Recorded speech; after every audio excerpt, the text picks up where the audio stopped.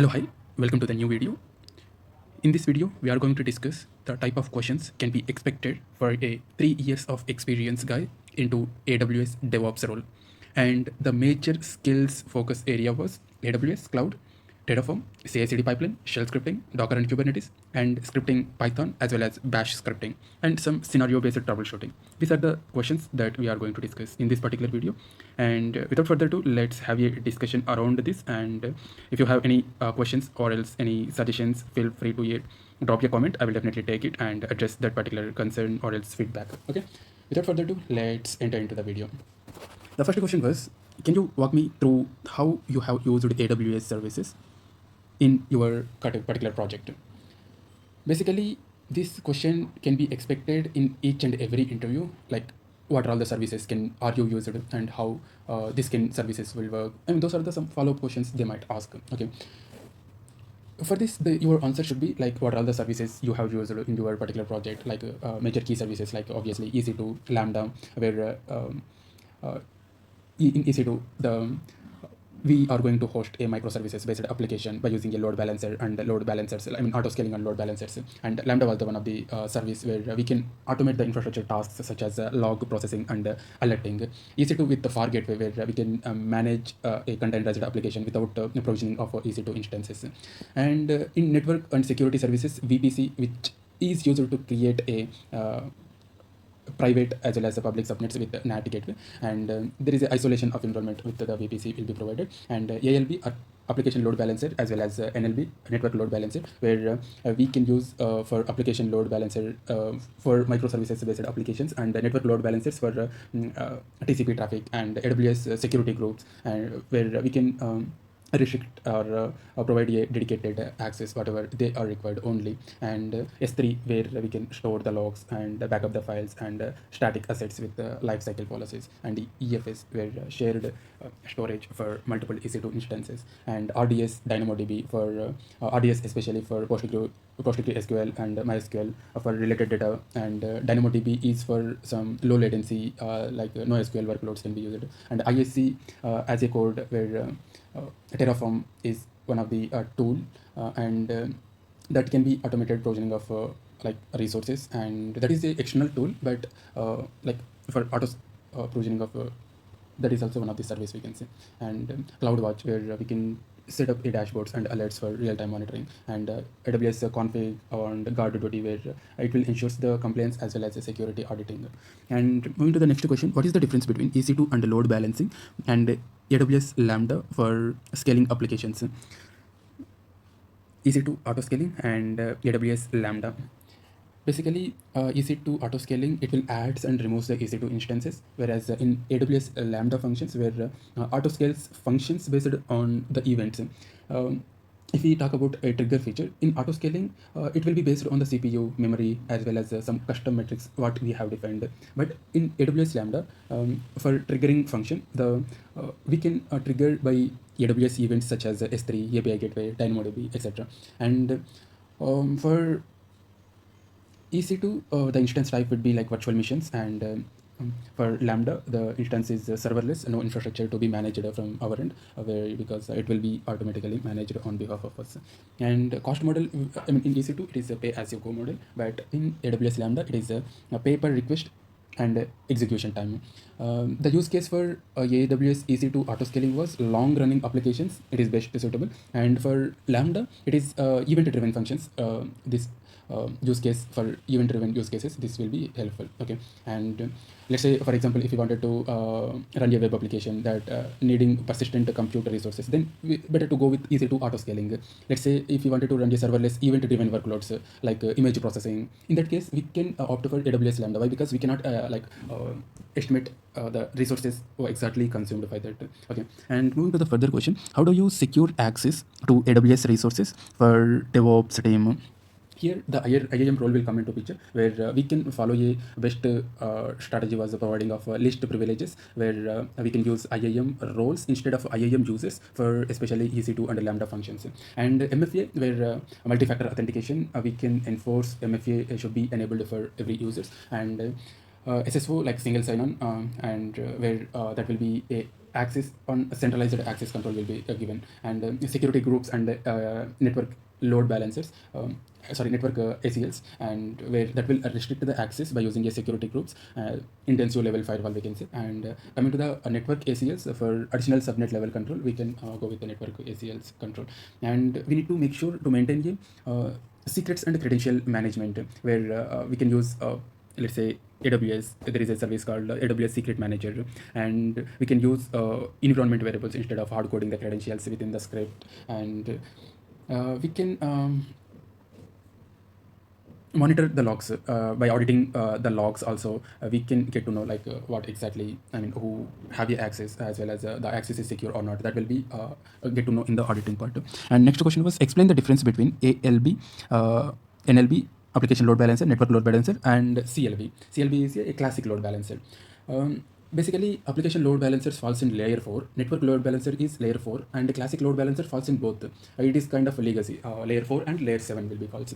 If we talk about the use case, ALB we can use for web applications, especially for microservices applications, API gateways, and for network load balancer for high performance, low latency applications. In that use case, we can use network NLB, and for legacy applications, in that case, we can go with the CLB, that is the classic load balancer. And that protocols also the protocols also differs. ALB follows HTTP, HTTPS, and WebSockets, and network load balancers, and NLB follows the TCP as well as the UDP. And if we talk about classic load balancers, it will combines both like HTTP, HTTPS, and TCP3. And the target type for ALB was EC2, IP, and Lambda function, and the network NLB was EC2 and IP, and CLB was EC2 only. In short, LB for microservices based architectures with path based routing, and NLB for low legacy applications, low latency applications like gaming or some majorly into that. And CLB is for working with legacy applications, as I said. And moving further, how do you implement multi-region disaster recovery in AWS? If you talk about multi-region disaster recovery strategy, it will ensure the high availability, and there is a failover protection is created. Okay, the strategy should be first of all, we need to backup and restore, where it will maintains a kind of a backup, and we can backup in the S3 storage, and we can that S3 should be cross region replicated, more than one region. It should be the particular data should be available. And there is a what we can say, IAC, let's say Terraform, or there is a cloud formation, where in that particular case we can use for multi-region disaster recovery, we can use this particular IAC or cloud formation, Terraform or cloud formation, for provisioning of for quickly provisioning of secondary resources for a secondary region. And we can conduct automatic tests for regular disaster recovery drills using AWS Resilience Hub. There is one service where we can conduct a disaster recovery drills, like how organization conduct a phishing emails, kind of thing. Okay, and moving further, how does Terraform manages AWS infrastructure? Terraform manages AWS infrastructure compared with AWS cloud formation. Here, for IAC, we can use Terraform, as well as if it is AWS, it is AWS cloud formation. If we talk about the basically features, Terraform supports multi-cloud for AWS, Azure, as well as GCP, but cloud formation supports only AWS cloud. And the language, the what we can say, the Terraform is written in HCL, where HashiCorp configuration language, and AWS what we can say, cloud formation is written in JSON, or else YAML file also, YAML syntax also we can write. And also here, if we talk about the history, statement management, Terraform uses a terraform.tf state file for state management purpose. But in AWS cloud formation, it will automatically manages its state. And if we, while using Terraform, we can preview the changes, what exactly is happening in the infrastructure. Let's say, before Terraform apply, there is a Terraform plan option, where that will shows the changes before the infrastructure execution. After our permission, then it will proceed to create the infrastructure. But in cloud formation, it is not like that. Changes sets, it is required. And yeah, moving to the next questions regarding the Terraform. As I said, I am going with a sequence where the tools covering was AWS as a cloud and Terraform, later CI/CD, shell scripting, Docker, Kubernetes, and scripting Python as well as Bash also. Okay, and regarding the Terraform, what is the Terraform modules? How have you used those modules in your project? Like that kind of question we can expect. A Terraform module is a kind of a reusable set of Terraform configurations that let's say groups related resources together. It helps the entire organization infrastructure. We can avoid duplication of resources and maintaining a consistency among the resources. And if we talk about how we need to use that particular one, instead, let's say while writing a main.tf file, instead of a single large main.tf, we can create a similar modular files like a network and compute, storage, etc. Different components, and we can create VPC modules that provision a VPC subnets and internet gateway, NAT gateway, and route tables. Yeah, that is the one of the use case where that modules can be used in the different places. And moving to the next question, how do you handle state management within the Terraform? Terraform uses a state file, terraform.tf state, to maintain a state and to track the resources mapping between the real world infrastructure and Terraform configurations. There are multiple ways to manage those particular Terraform state file. Terraform state management, we can say. First one was the local state, but it is not recommended, where the default behavior stores the state into a local, which is the terraform.tf state file. No scalable in a team environment. It is not supposed to be used much in a like huge team environment like that organization level. And remote state, it is a best practice where AWS S3 with DynamoDB logging, it will prevent a conflicts when multiple users apply changes. Okay, and Terraform Cloud, where the backend storage like Azure Blob, Google Storage, and AWS storage like that. We can uh, remote maintenance of a stage is best practice. And locking of DB, like let's say DynamoDB locking, that will prevent some concurrent modifications. Let's say that will ensure 1% modifies the state at a time only. Okay, no other users are supposed to. It don't allow basically. That is, one of the uh, way of handling of a state management, like locking of DynamoDB logging. And some best practices are we are not supposed to commit a terraform.tf state into a git where it contains a sensitive information, and using of remote backends to share state in teams is best practice. And enabling of state locking, it will prevent conflicts among the users. That is one of the best practices. The next question was, can you explain the use of a Terraform plan and Terraform apply in real time? Basically, Terraform plan and apply are used to preview the first Terraform plan is to preview the infrastructure changes, and Terraform apply, that will deploy the infrastructure changes. What exactly in Terraform plan does was, it will check the difference between the existing infrastructure and the Terraform, whatever the new configuration is happening. It will shows what Terraform will change or else create or some destroy happening without making any changes in the environment level. Okay, it will just shows. Okay, and the best practice was before applying changes to your production environment. The best practice was Terraform plan we need to use to verify the what exactly the changes are going to happen in the production level. Coming to the Terraform apply, where for execution of changes, what exactly it does was, it will apply the changes that will displayed in Terraform plan. It will modify the real world infrastructure as per the Terraform configuration file. And the real-time use case, we can say, after reviewing the Terraform plan output, apply changes to destroy the infrastructure or else to create the infrastructure like that.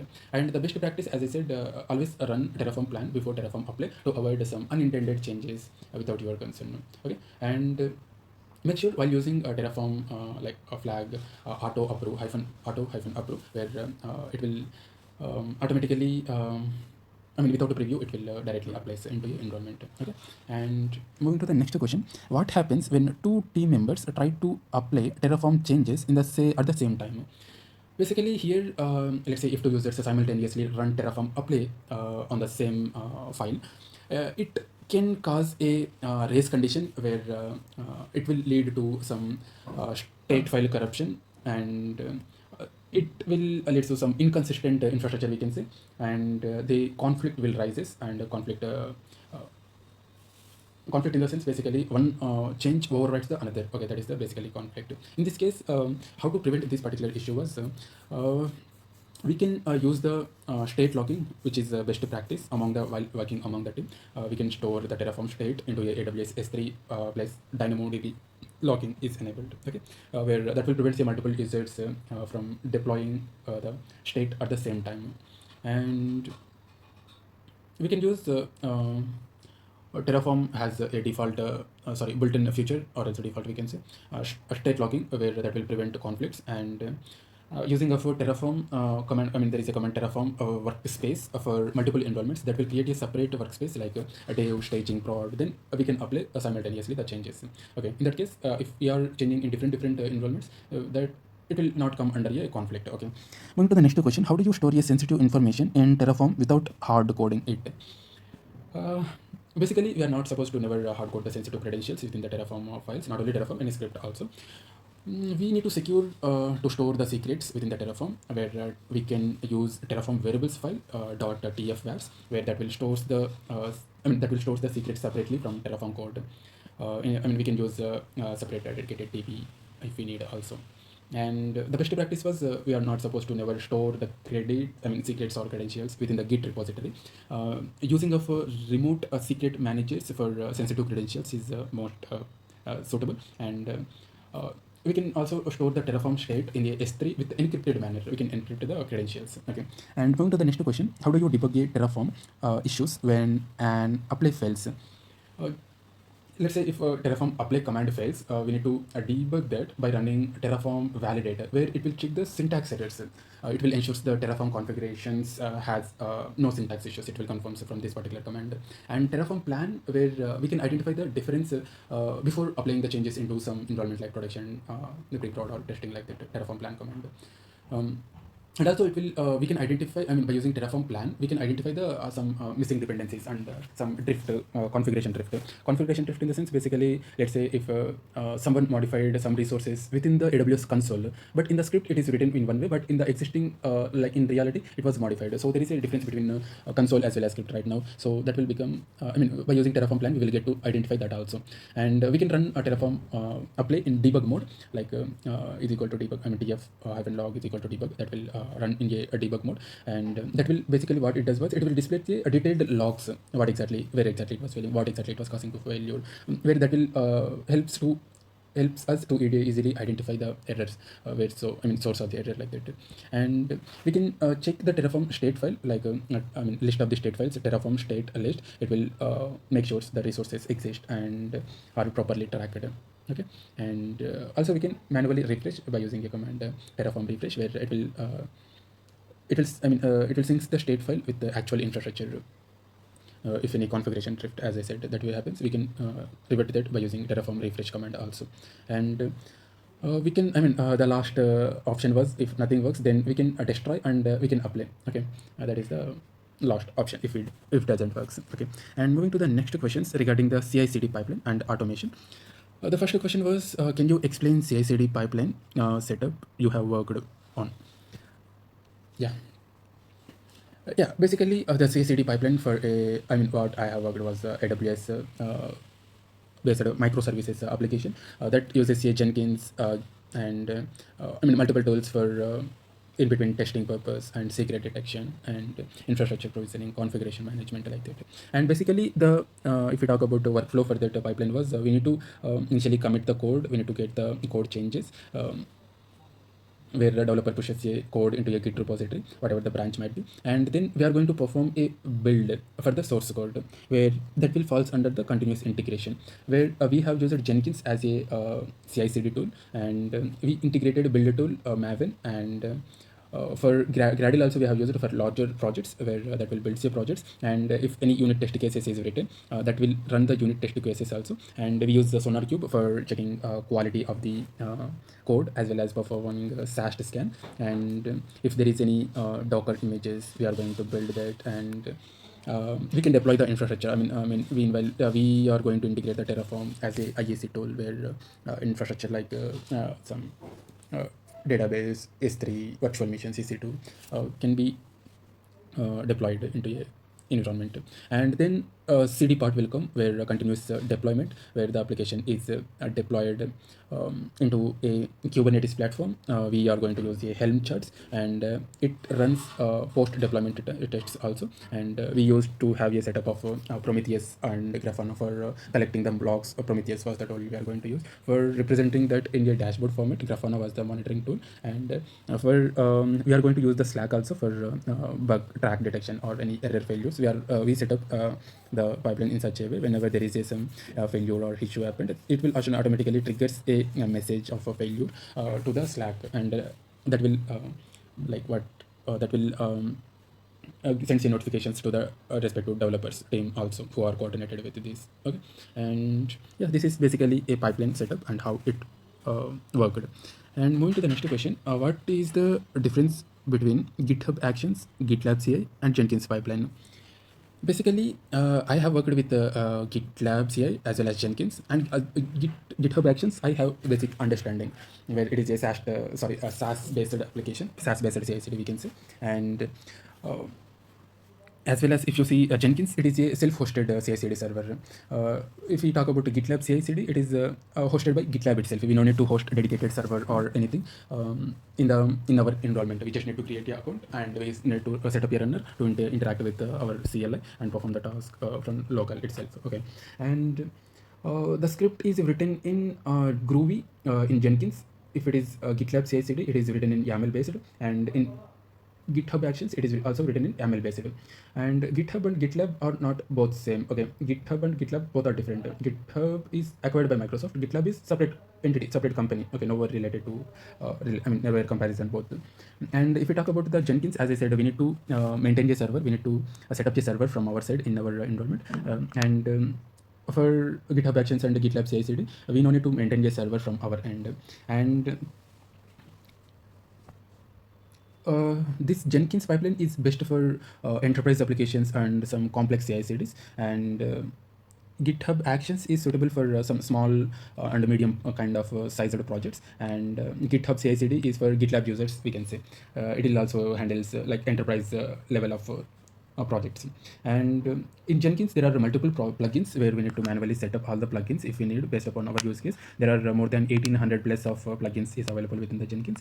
And in GitLab integrations is by defaultly available. All the integrations, we need to just use those applications with a proper syntax as well as a proper variable declaration and authentication process. And in GitHub also there is a marketplace where by defaultly, I believe, I haven't explored that, by defaultly there might be available. Why? Because these are kind of SaaS based platforms, GitLab and GitHub Actions. And yeah, moving to the next questions, how do you integrate Terraform into a CI/CD pipeline? Basically, for integrating a Terraform, we need to set up a Terraform in CI/CD pipeline. First of all, we need to run a Terraform plan to, basically the flow will be like, we need to write a, in the script, wherever the stage is different, after that in the script under that, we need to write a Terraform plan, Terraform apply. And if you wanted to store Terraform in a S3 or some cloud, we can specify that as well. And moving to the next question, what strategies will you use for let's say to roll back failed deployments in CI/CD pipeline? Generally, we used to go with blue-green deployment, where two identical environments. One was blue, which is indicates to current environment, and green was one environment, which is indicate to the new environment, new version. We can say if green fails, let's say if a new environment fails, it will switch back the workload to the like current environment, blue environment. Whereas there is a canary deployment model also where deployment is going to shift with a small amount of percentage of users that workload, and if it is stable, that new version is stable, then we are going to roll out to a roll out that entire data into that new version like that. And how do you optimize a slow CI/CD pipeline? Whenever there is a pipeline CD is slow, we need to make sure it's not failing. we no need to go to the much troubleshooting. Whenever it is slow, it is running, but it is slow. In that case, we can execute a parallel jobs where we can run a unit test cases, security scans, and builds in parallel. Why? Because there is no dependency on one on another. Okay, let's say if we run build as well as what we can say deploy, then there is a dependency, right? After building only the application goes to test, later it will deploy, right? So based upon the dependency, we can run a parallel builds. And also we need to make sure to check the dependencies, so like the dependency flow is orderly mentioned or not, and is there any dependency re-downloading is happening, or is there the process which is something looping. Okay, and moving to the further question, what are the security best practices for CI/CD pipeline? The first security best practice was secure secret management, we can say, or credential management. We can use multiple things like in env environment variables. We can use HashiCorp Vault for Terraform and Kubernetes, as well as Azure AWS Secret Manager is there. We can use that, and we can implement a least privileges RBAC, we can say, role-based access controls, instead of providing access to irrespective of their use case like that. And we can use security scanning tools like Snake, where it will provide say multiple security services like Snake code scan, Snake container scan, Snake what we can say, Snake infra scan, and Trivi also there for SAST performance, and SonarQube we can integrate. And by integrating all these tools, we can achieve the security best practices, and monitoring and logging also best method, best way for monitoring. Yeah, sorry for the inconvenience in between. Moving further, regarding the questions on Python and Bash scripting, how do you write any Python script for DevOps automation? Can you explain one scenario where you have written a code for DevOps automation?